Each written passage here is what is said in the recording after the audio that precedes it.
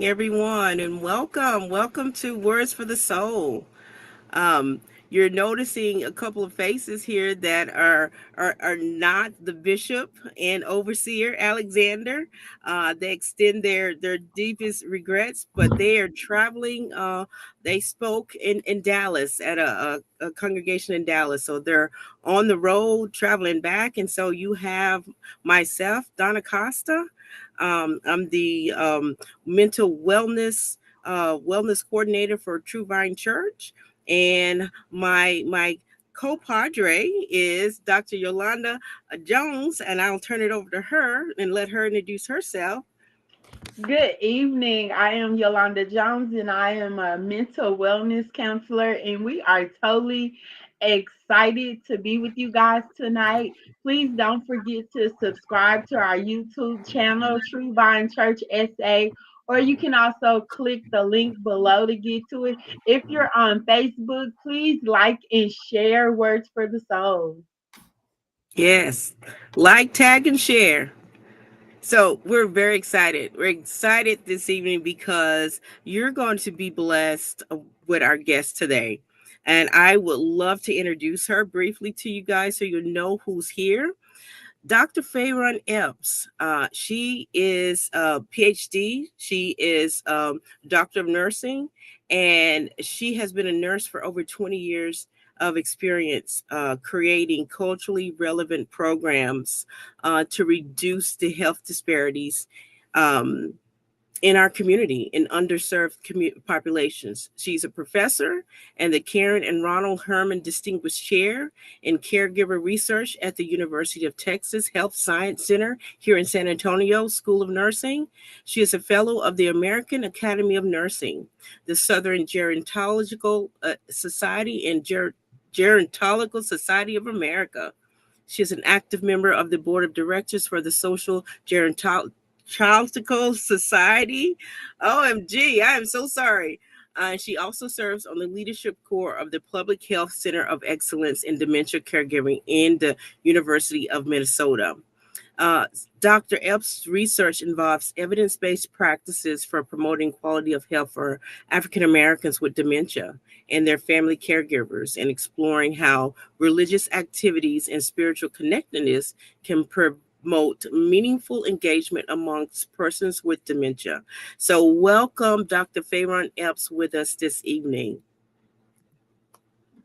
Thank you for having me, Donna and Dr. Jones. I really appreciate it. Thank you for being a part of Words for the Soul. You know, November is the National Family Caregiver Month, and this conversation I think is so fitting for this month because there are so many out there who are in caregiving roles, especially with those who are living with dementia, but we don't talk about it. We don't Mhm. really have these kind of conversations, and we're blessed to have you so that way we can actually talk about what it is that you do in regards to your research, but also how we can kind of help our loved ones that are out there in the community who are in those roles and don't quite know where the support may lie for them. So thank you for being a part of this. No, you're welcome.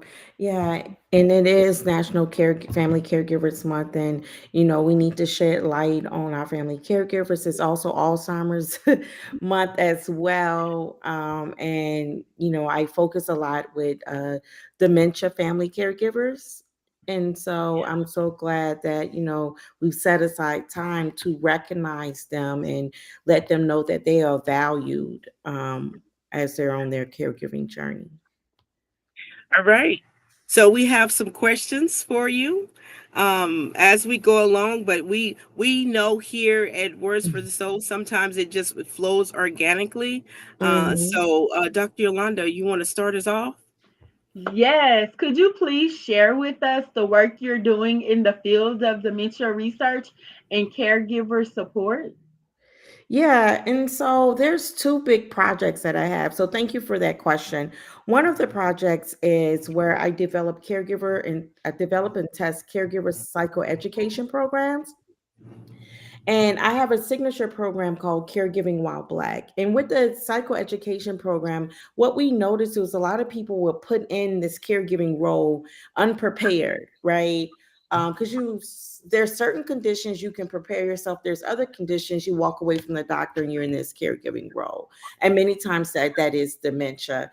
And so we try our best to give our caregivers the skills that they need so they can feel more competent and not your um skills, your everyday or activities of daily living skills. Is skills about how to navigate the healthcare system, how to manage your home life. Now you have this diagnosis, you have someone you're caring for, and you may have other people you're caring for, and also taking care of yourself, because that is so, so important. Many times the caregiver ends up passing before the person living with dementia.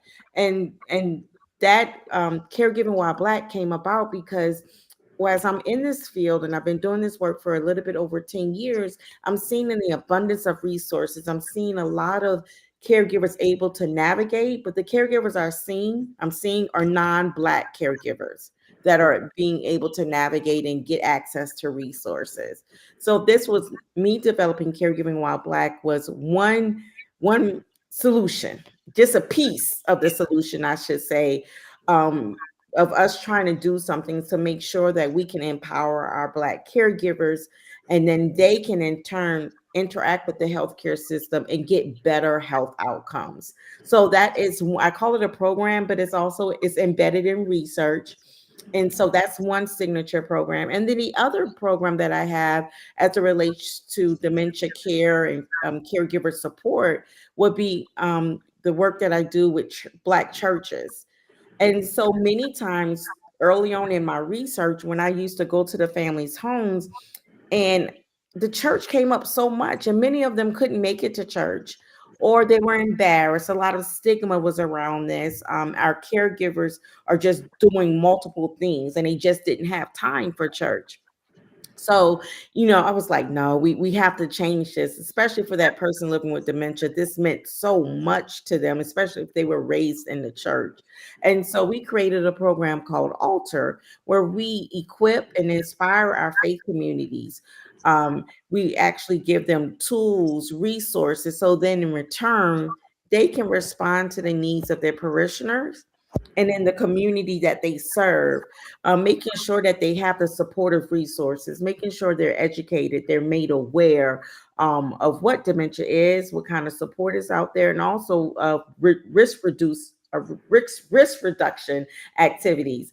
And we work with the church on spiritual support.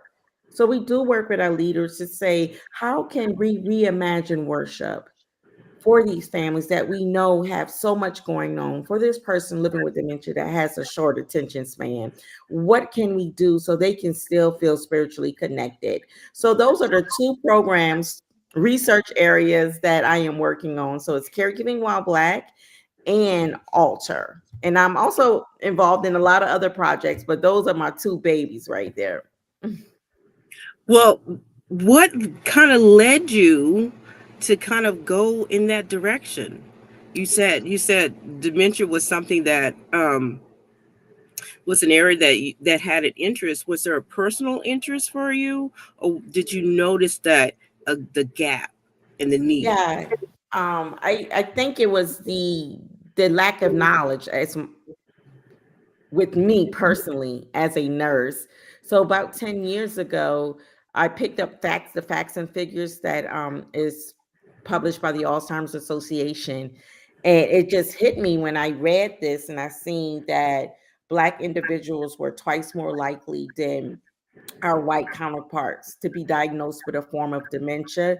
Those with a Hispanic origin are 1.5 times more likely. That just really hit me hard because this was not nothing that we talked about in our family. Right. In my friend circle, all of this, we just didn't discuss this. So I was unaware. And if I think back working in the hospital, I didn't recognize even any of my Black patients that had a diagnosis of dementia. So it was just nothing there. Everybody that maybe had a diagnosis of dementia and Alzheimer's were pretty much white. And so I was just so shocked. And I said, this cannot be, this cannot be. And then I picked up more literature and it kept on repeating these same statistics. And I said, you know what? I set out on a quest to meet Black families that were on this journey. And I am originally from Louisiana, New Orleans, and I found 18 families that opened up their homes, opened up their lives, opened up their journey to me so I can fully learn. And what I realized, some of those folks were people I worked with, Yeah. others were friends that we hung out. So the thing is, it was always right there in my face. We Mm. just never talked about it. And that showed me the really more of this is needed because it's happening. We just Yes. not talking about it. And then we have many family caregivers that are on this journey solo because they're not sharing it and they don't receive that support that they can receive by sharing it. And then once we all are knowledgeable, then we know how to help them and help the person living with dementia. So that's how I started, right Yes. there. And I haven't looked back because I just see every time I go out and talk about it and I give signs and symptoms, people, it's like a light bulb goes off. When I talk to faith leaders, they're like, oh, my uncle had this, or my mom had this. They never told us this, you You're so know? right. Yeah. And Exactly. so go ahead, Dr. Jones. So I was gonna ask what you saying that. I'm more curious about because it's not talked about and it's something that a lot of people don't know. So if I'm brand new to this and I'm just finding out I'm gonna be a caregiver and I don't know where to go or what to do, what would you suggest? Like what direction could you give me to even just figure out how to get help? Like to even start with the resources on what to do, not only for the person I'm being a caregiver for, but even myself to educate myself more. That's Yeah. good. So that's such a great question. There's so many places you can go, but I say the first place you start is the Alzheimer's Association, which is alz.org. And Okay. there's several chapters here in Georgia. I mean, oh goodness, I'm in Texas now. No, I used to be in Georgia just a few months ago, but there are several chapters here in Texas, and that is Okay. the first place to start, right? And We'll you put can that in start, chat. yeah, Alzheimer's.org, and I will look up the 1-800 number. I know I should know it off the top of my head, but I don't. And I was looking for some paperwork. But I say this is the first place to start, no matter where you want to start at. So if you're just really frustrated on this journey, you can call them. They have licensed clinical workers, social workers, psychologists that answer the phone that Oh, help you. good. If you don't know you need a doctor in your area, you call that 1-800 number. They have a list. You need a support group. They have a list. You want some education, online, free online education, or you want to know if there's something going on in the area, they would have a list. So I Mhm. would most definitely recommend everyone to start with the Alzheimer's Association, especially if you're caring for someone that is living with a form of dementia. In the San Antonio area, there is Caring for the Caregiver program at UT Health San Antonio. Okay. That's another place where you can go and get more education and support. A lot of their education programs, they offer respite. So it's in person, but you can bring the person that you're supporting and caring for, and they will have an agency that will be there to support them while you learn. So you said that's caring for the caregiver? Yes, from UT Health. Okay.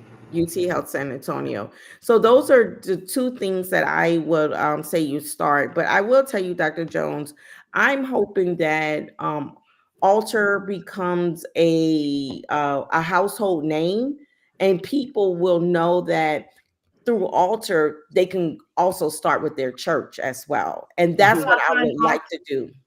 How do I find Alter? Alt is alterdementia.com, ALTER dementia.com. And then you can find all the churches under the resource tab that we are already connected with. But that is my goal, because sometimes I've noticed in the families I work with, well, I don't want to call a 1-800 number. I Yeah. don't know them. You know what I Yeah. mean? I'm not Right. to open up and tell them all I don't know them. Even same thing with caring for the caregiver program. I don't know them, but they're in the Santa Well, when Cruz you area. started out, you said in Louisiana, you said there was 18 families that opened their homes to you.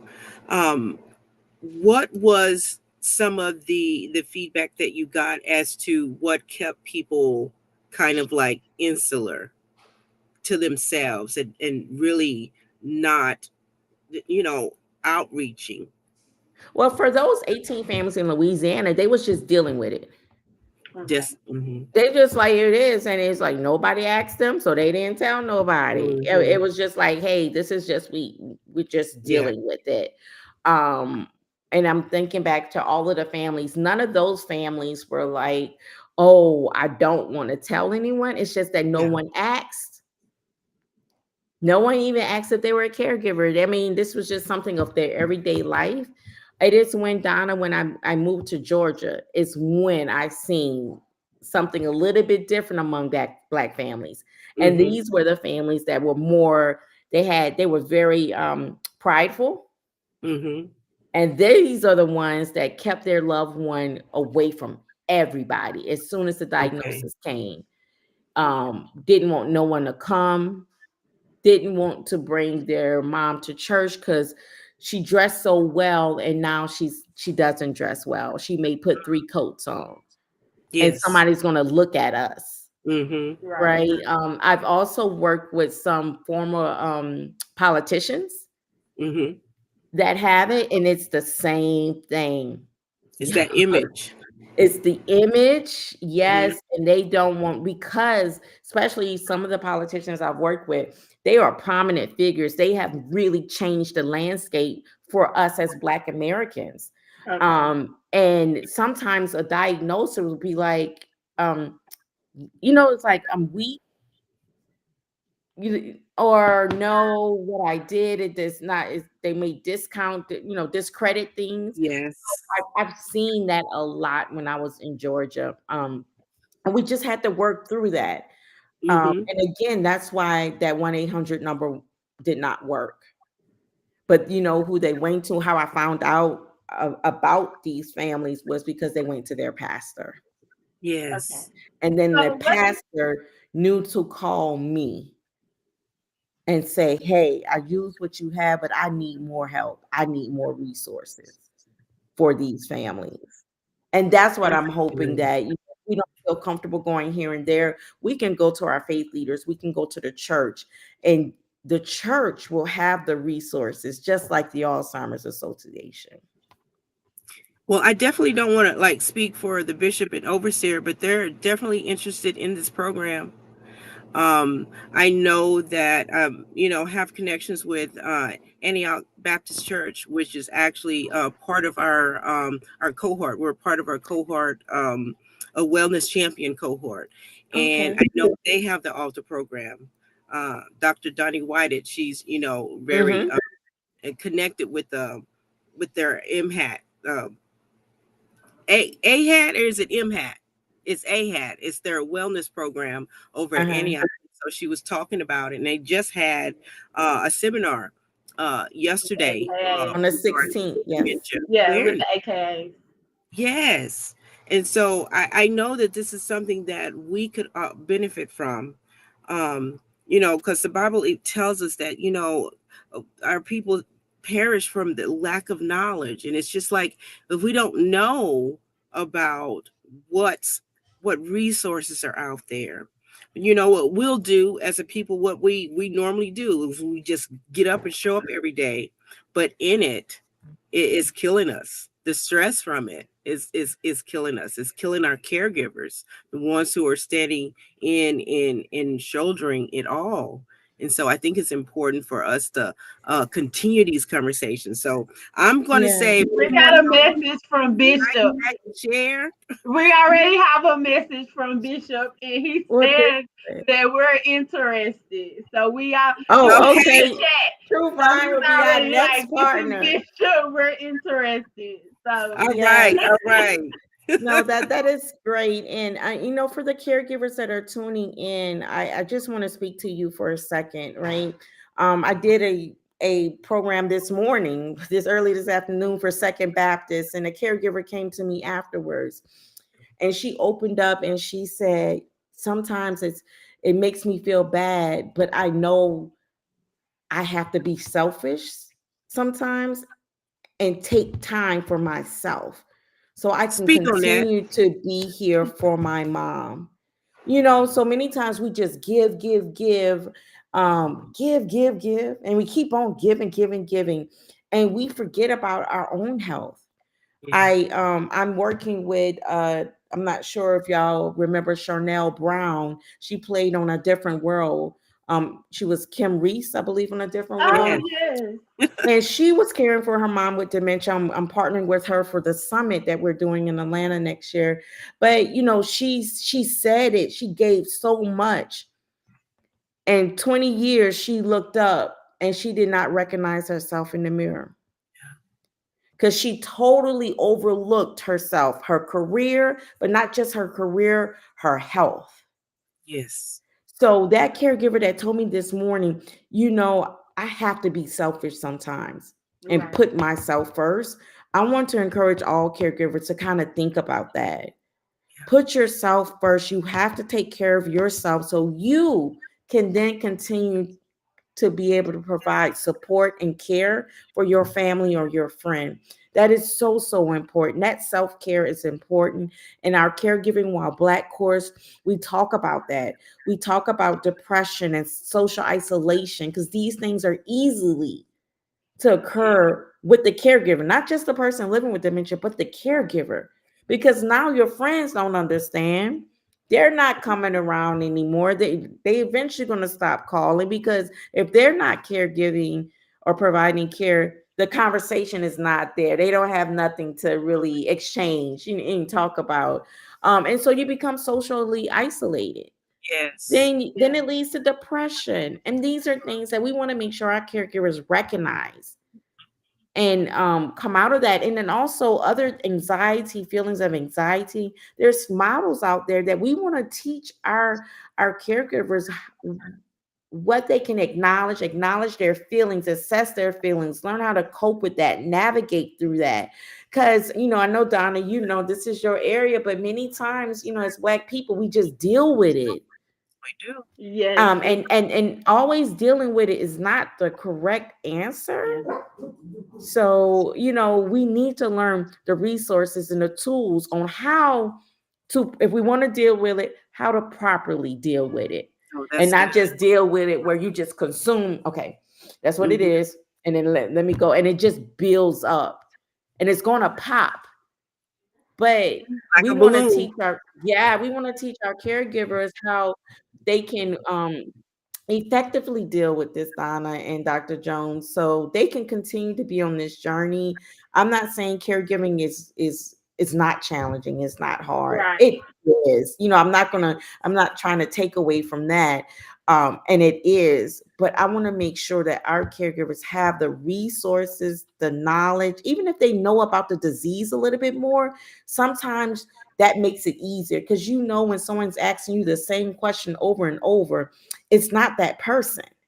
It's Right. actually that disease or that condition. And when you understand that, that would be like, oh, okay.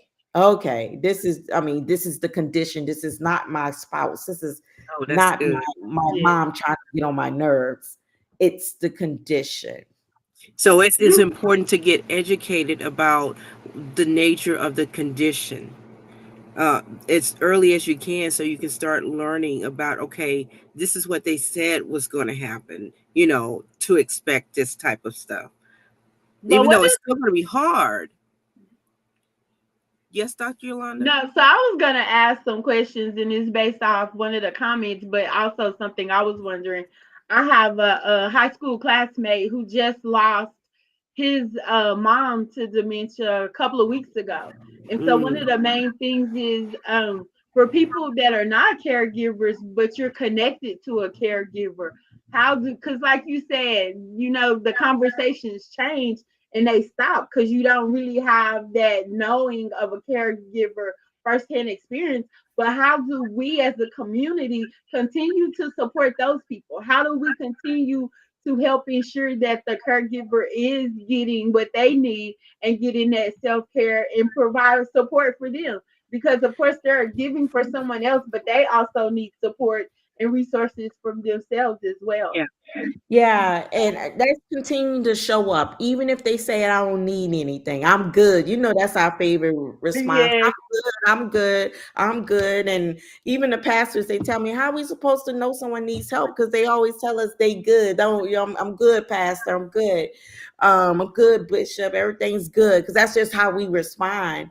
But I say, as a church family, when you know someone is on this journey, you just continue to show up.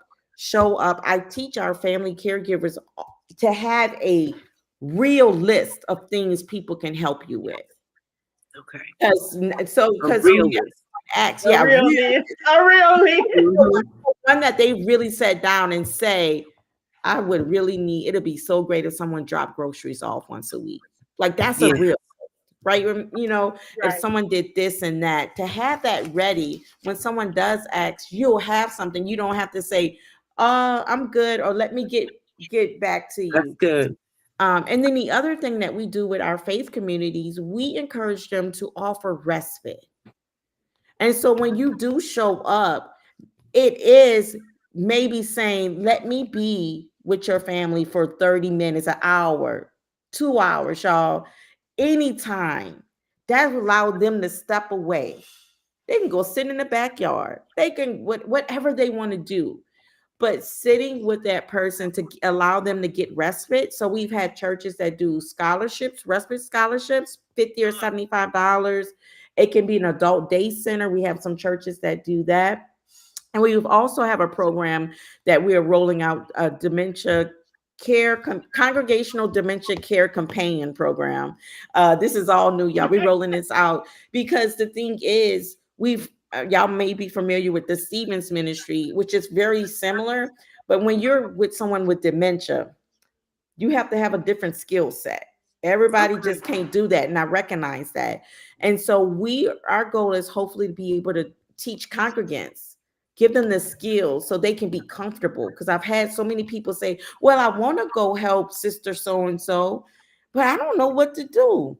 How about the person do this? How I'm supposed to do?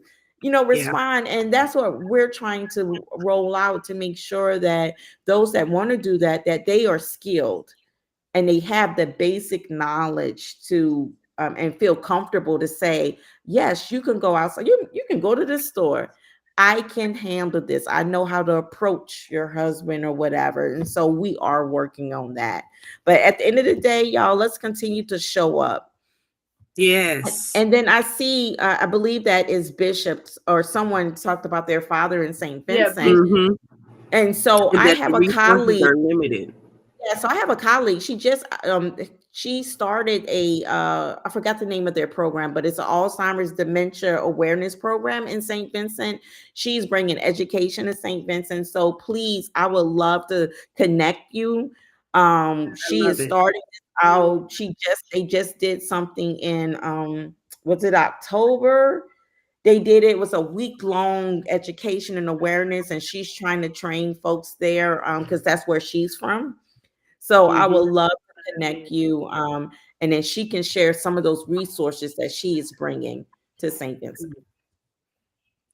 Let me see. I'm also going to go over and look at self-care for caregivers is important, absolutely. And you spoke about that, but what you also were talking about, you're speaking kind of our language, because we're two wellness champions. The NAMI Bridges to Care, which is here in San Antonio, has this mental wellness training program.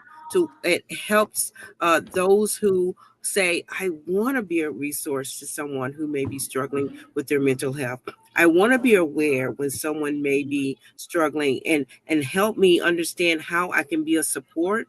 So there are several of us at True Vine who are wellness champions within the congregation. So that means that we have taken the time to go through these trainings to learn how to be much more sensitive to people. And so we're right there with you when you say that we're wanting to train up people in the congregation, because I'm pretty sure that we're not even aware of some in our congregation who may be those caregivers within their homes. And so I think it's important for us to be equipped to Right. do that. Yeah. And I'm glad you said that, Donna. And so usually when I work with faith communities, the first thing I ask them to do is do an assessment of their Yes. congregation, of their membership, and Hmm. finding out, because oh, I might know two people. I bet you that two people is multiplied by 4 or 5, uh, Hmm. depending on the size of the congregation. And when you do this assessment, people are easy. They're more likely to put on a paper that they're caregiver than verbally saying it. Yes. And then, or finding out that they may have some memory impairment or cognitive issues.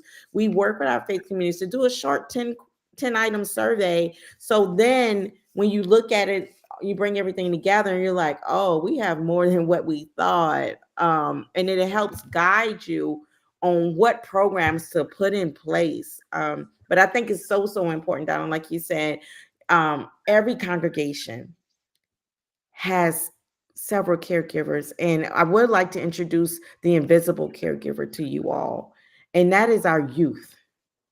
So this is just not for our older adults, middle age. A lot of people think that, so y'all know I have a lot of conversations with pastors and bishops. Oh, we got a young church. I'll be like, and Right. I've had people on my team that are in college, going to college and caring for both of their parents, Yes. Hmm. right? And so this is real. So I don't care if your congregation is primarily 18 to 30.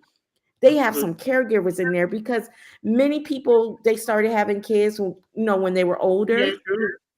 Dementia does not discriminate. We're starting to see more Black individuals getting diagnosed with frontal temporal dementia in their Hmm. late 30s, early 40s. So how old are their kids then?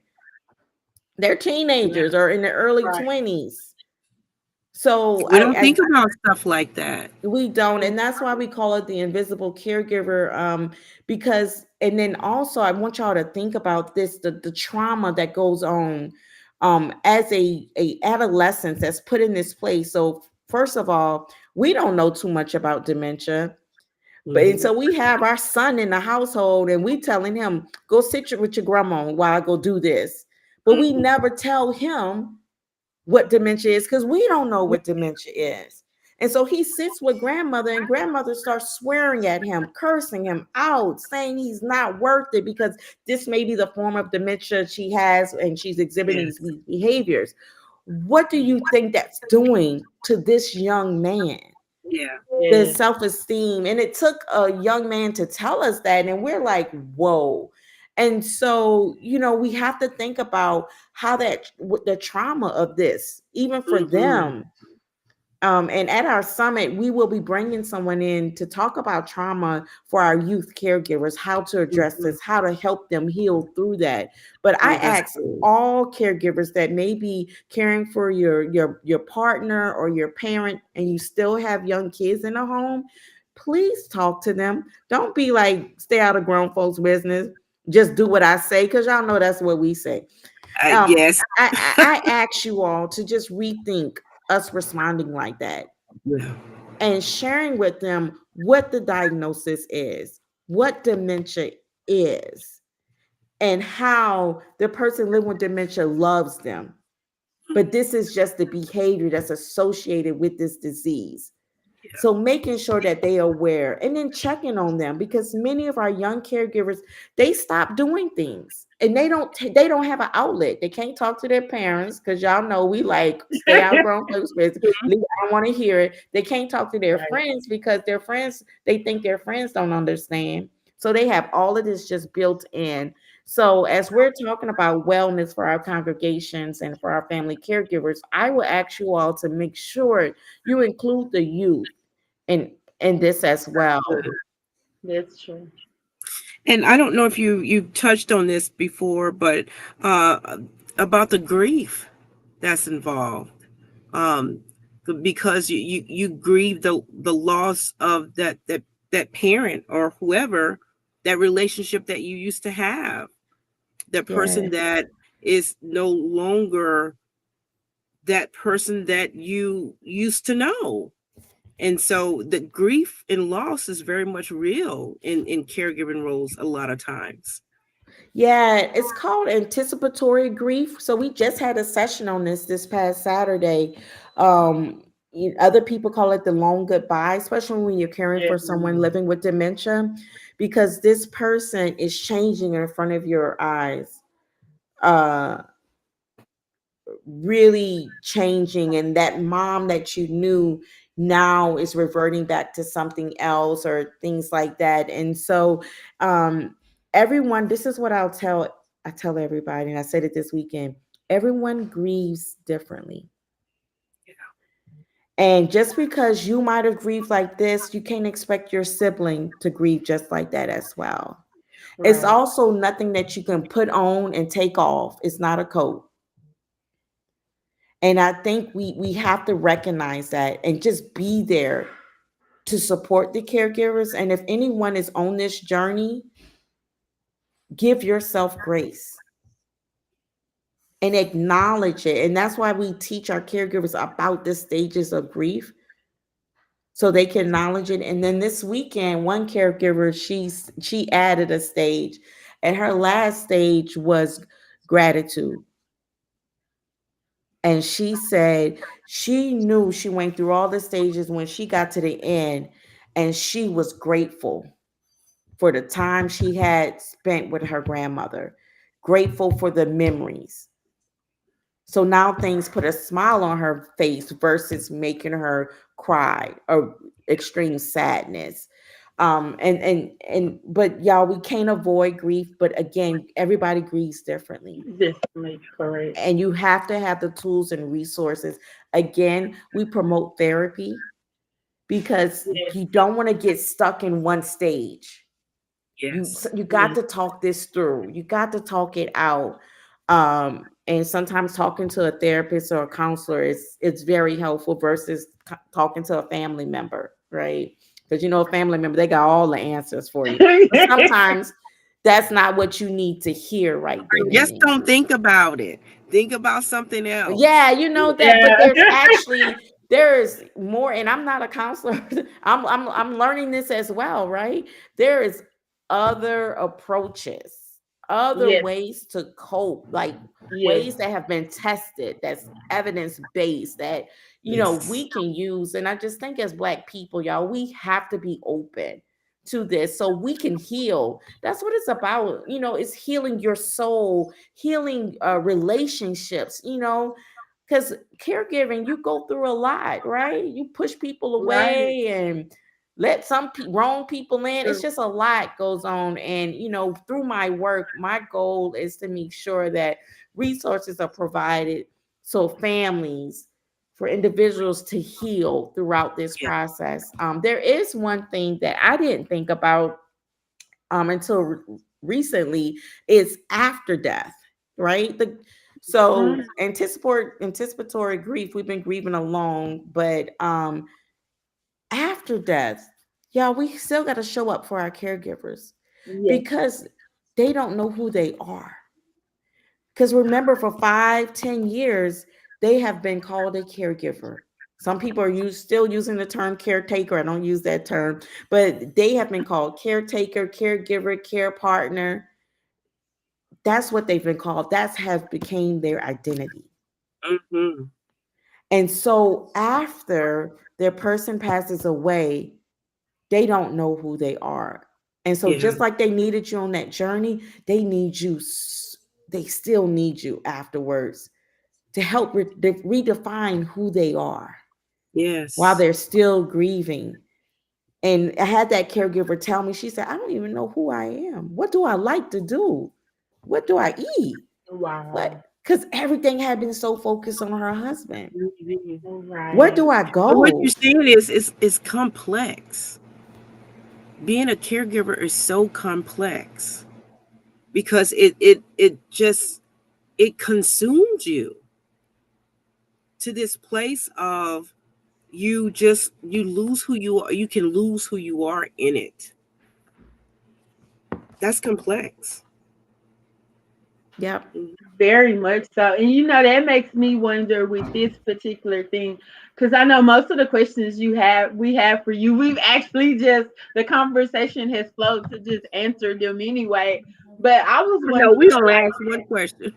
yeah, from your experience, what's something you wish every caregiver knew about protecting their own mental and emotional well being while caring for their loved ones? I think it's going to go back to what we may spoke about. Okay. I mean, spoke about earlier that it is okay to be selfish. I think I want all caregivers to know that it is okay to be selfish. And you have to take care of yourself. That there's anxiety that comes with this, there's burden that comes with this, there's stress that comes with this, and it all looks different, and I'm not saying these things are bad, because I don't believe, I look at things from a positive lens, and I'm not saying that these are bad, but these are just things that come with certain roles, right? Right. So like all of these three things are evident, me raising my kids, but that's not bad. I love I love them. So I just want to make sure I put that in that context, because a lot of people look at that as being bad, and no, no, no. This just comes with it. And if you know these things, you have to take the time to address that, and what you need to do to manage the stress that is associated with your role as being a caregiver. That is so, so important. And I just think it's just not for caregivers, Dr. Yolanda. I think that's for everybody. Because Yeah. I can agree with that. life be life and be causing Yes, stress. it does. I can agree I mean, with that's just that. what it Life is. be life, and yes. And we have to just know how to manage the things, the stressful things that we can manage. There's some things out of our control, but there's some things that's in our control. And we have to be very intentional and strategic, when we're navigating through these stressful roles. Something just came to me as I was talking. Don't worry about it. Go ahead. It'll come back to me. Well, I do want to ask one final question, and it has to do with for caregivers knowing how to be their loved ones advocate and be their voice, especially when they're going to medical appointments. Um, it will the Alzheimer's resource that you gave give good guidance on questions to ask, how to challenge if you feel uncomfortable with something that's suggested. So is that a good resource?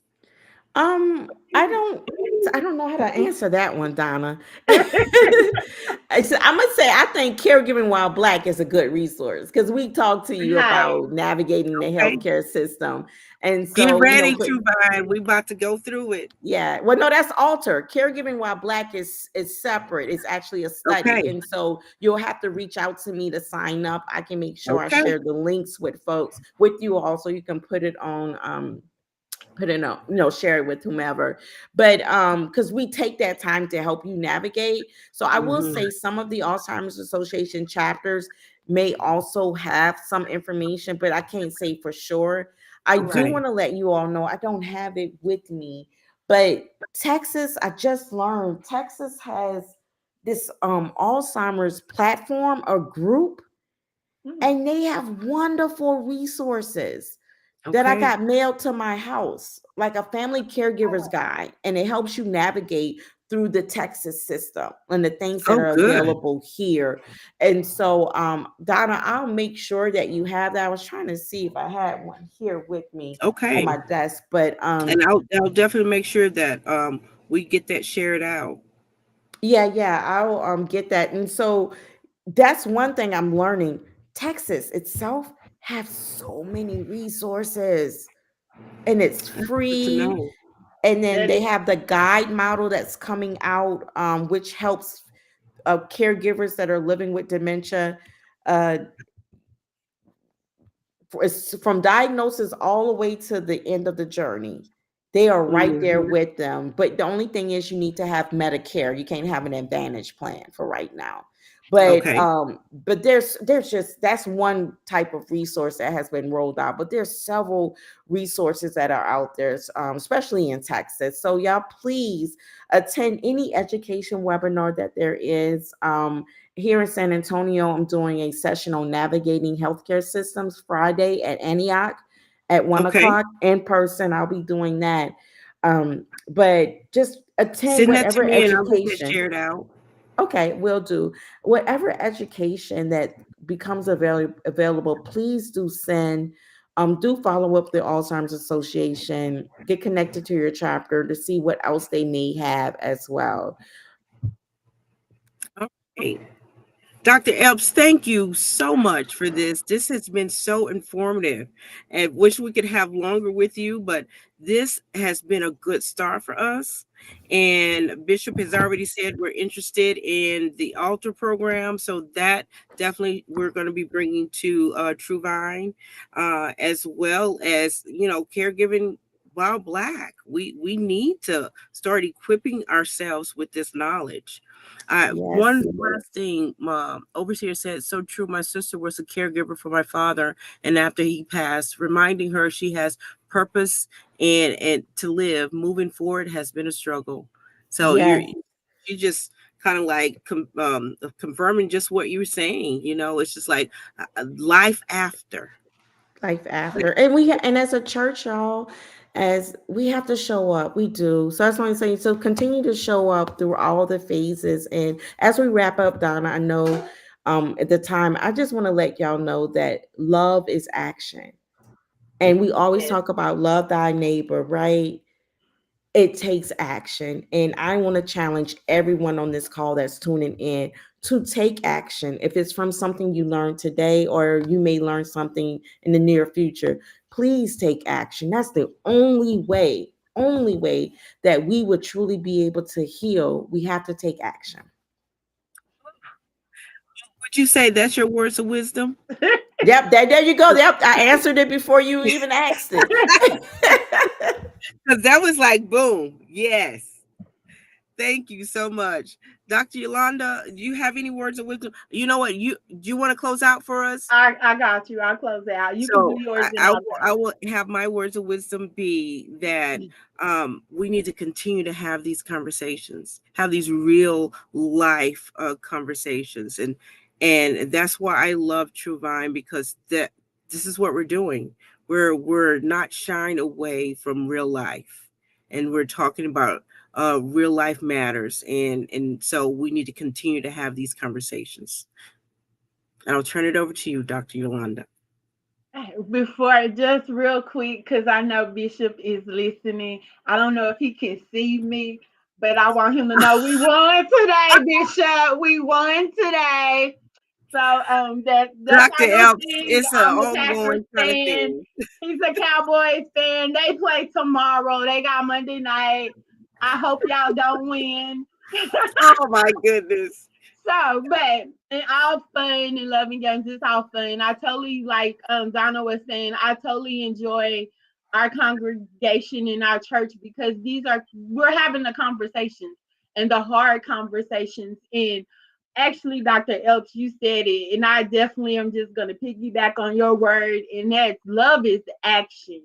And Minister Camille and I were having a conversation today after church, and that's exactly what we were talking about.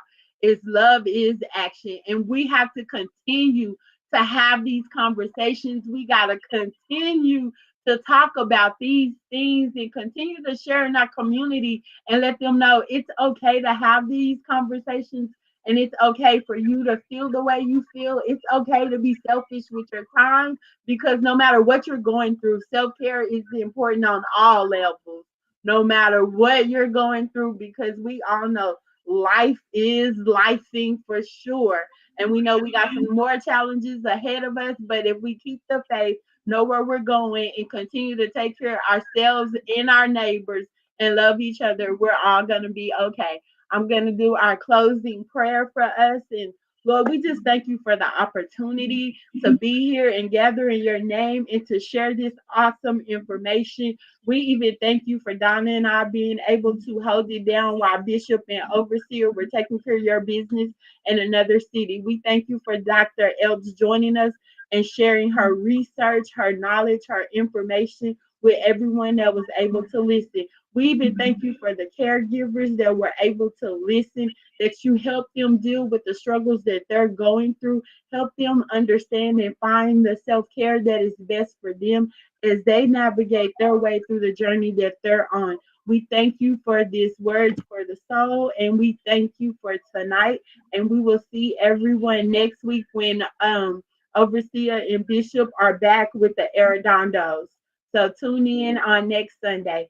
Thank you guys. I'm sorry, I forgot to say amen. Amen, Lord. Thank you. I was so excited that I forgot to say amen. But again, please remember to join us next week with Bishop and Overseer Alexander in the Arredondos as they talk about family and the holiday season.